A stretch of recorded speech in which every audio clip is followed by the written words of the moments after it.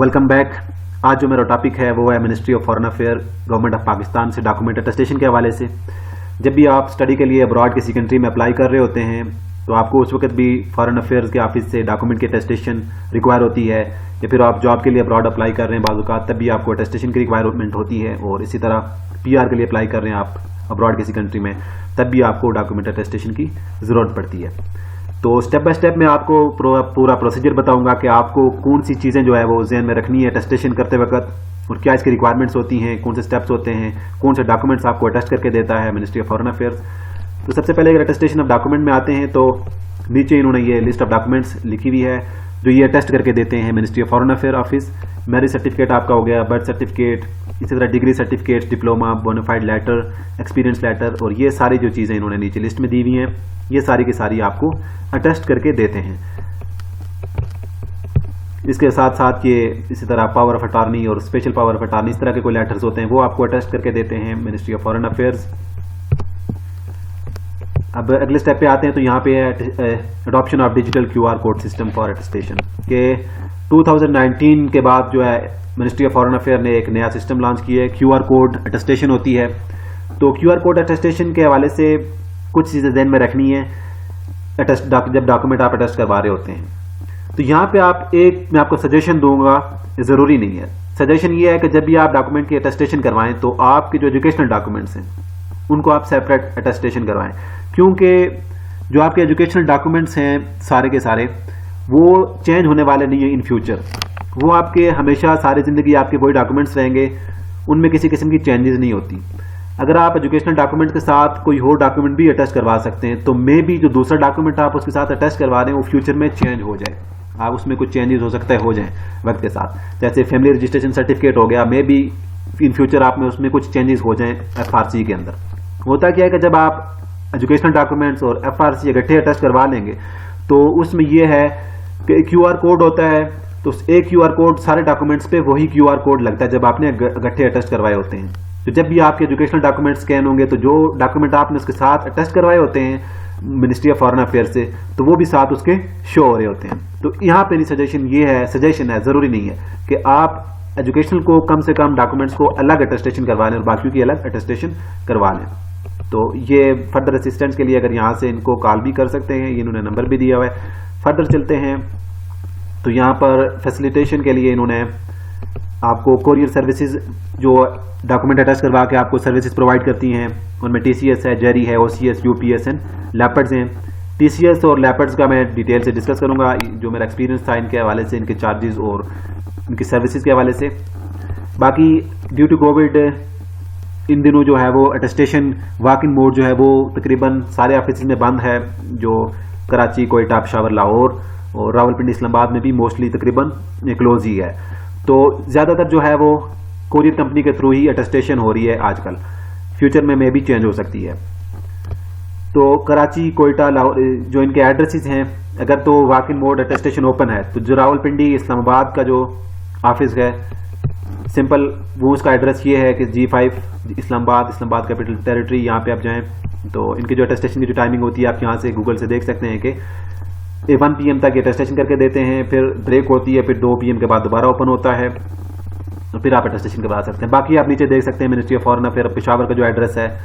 आप इसी तरह बाकी जो रीजनल एड्रेसेस हैं जैसे कराची हो गया, कराची का एड्रेस ये है अगर कोई वॉक इन अटेस्टेशन करवाना चाह रहा है। इसी तरह लाहौर का एड्रेस ये है मिनिस्ट्री ऑफ फॉरेन अफेयर्स का जो कैंप है वहाँ पे लाहौर में।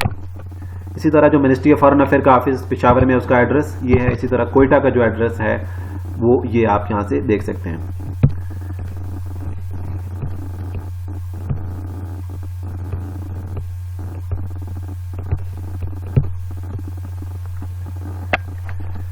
अच्छा, नेक्स्ट स्टेप पे आते हैं। तो नेक्स्ट स्टेप पे आते हैं कि डॉक्यूमेंट जो आप अटेस्टेशन करवाने जा रहे हैं उनके लिए क्या रिक्वायरमेंट्स होती हैं।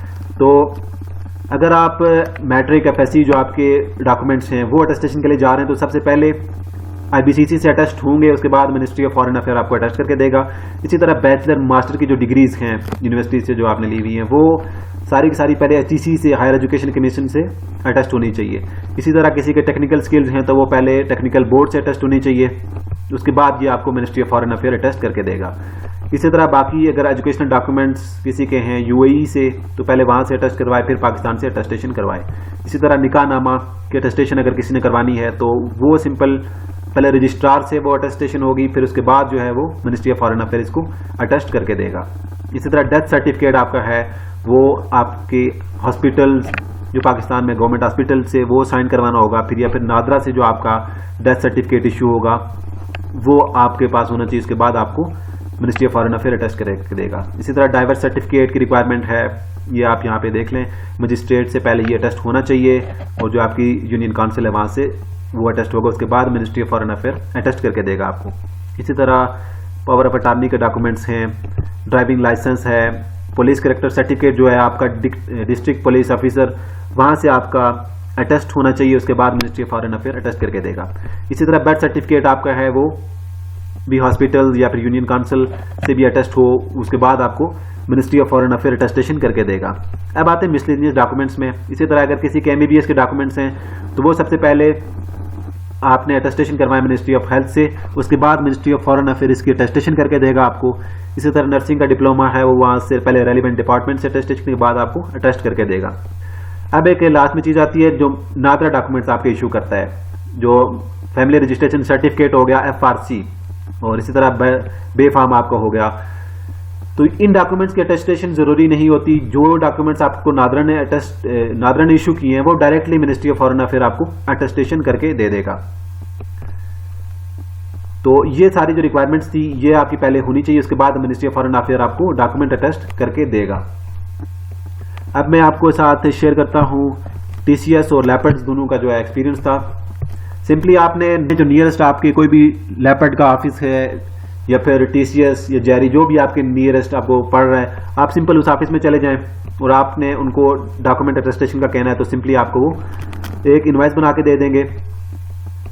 होता ही है कि आपके जो वो चार्जेस रखते हैं, आपका चाहे एक डॉक्यूमेंट है चाहे आपके 5 डॉक्यूमेंट हैं, लेपर्ड वाले ये करते हैं कि आपके वो वेट एक मिनिमम जो उन्होंने रिक्वायरमेंट रखी होती है चार्ज वेट, तो आप 2 kg का वेट चार्ज करके उस हिसाब से वो चार्जेस लगा देते हैं।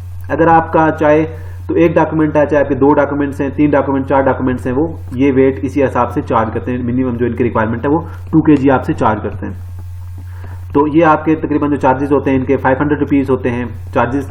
तो डॉक्यूमेंट जो अटेस्टेशन करके ये आपको दे देते हैं विद इन 10 डेज। 10 डेज के अंदर 1 वीक के अंदर भी आपको ये अटेस्ट होके वापस मिल जाते हैं।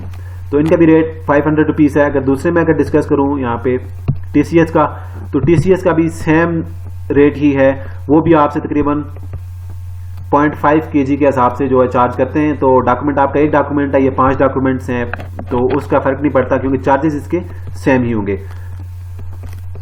तो ये टोटली भी तकरीबन round about 500 rupees he charges लेते हैं। और ये भी आपकी अटेस्टेशन करवाने के बाद आपको वापस आपके एड्रेस पे जो आपने दिया होता है वहाँ पे आपको भेज देते हैं अटेस्टेशन के बाद। अगर तो अटेस्टेशन के लिए वाकई मोड जो है वो खुला हुआ है तो आप सिंपल अपने जो डॉक्यूमेंट्स अटेस्ट करवाना चाह रहे हैं वो सिंपल साथ लें और साथ ID कार्ड की कॉपी और ID कार्ड ओरिजिनल लें और सिंपल किसी भी जो नियरेस्ट आपका ऑफिस है वो विजिट कर लें। या फिर आप अगर वो क्लोज है तो आप लेपर्ड या फिर TCS या जेरी किसी भी ऑफिस के थ्रू आप ये डॉक्यूमेंट्स अपने भेज सकते हैं। तो ये अटेस्ट करके आपको वापस आपके एड्रेस पे भेज देंगे।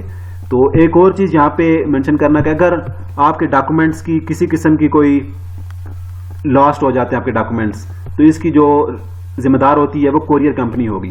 यह आपको कंप्लीट रिकंस्ट्रक्शन ऑफ जो डॉक्यूमेंट है आपको दोबारा मुहैया करने के जितने भी चार्जेस होंगे वो आपको कंपनी प्रोवाइड करेगी।